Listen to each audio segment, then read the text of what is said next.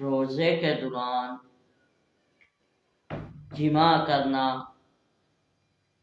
یا جان بوجھ کر روزے کے دوران کھا پی لینا، اس سے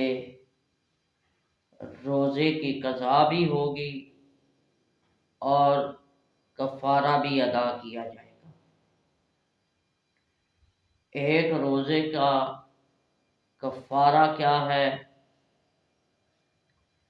یا تو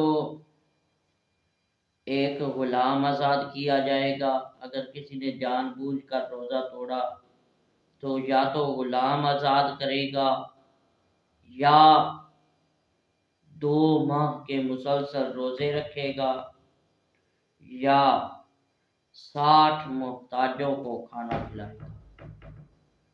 حضور کے پیارے صحابی حضرت سیدنا ابو ہریرہ رضی اللہ تعالی عنہ ارشاد فرماتے ہیں کہ ہم آقا کریم صلی اللہ علیہ وآلہ وسلم کے پاس بیٹھے تھے، حضور کے ایک صحابی آئے، آ کے عرض کرتے ہیں یا رسول اللہ صلی اللہ علیہ وآلہ وسلم میں ہلاک ہو گیا۔ حضور نے پوچھا کہ کیا ہوا؟ کہنے لگا کہ میں روزے کی حالت میں اپنی بیوی سے جمع کر بیٹھا ہوں۔ تو حضور تاجدار مدینہ صلی اللہ علیہ وآلہ وسلم نے فرمایا کیا تو غلام آزاد کر سکتا ہے؟ کہتا ہے کہ یا رسول اللہ نہیں کر سکتا۔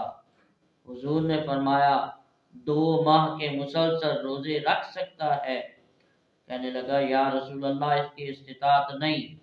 حضور نے فرمایا کہ بیٹھ جا۔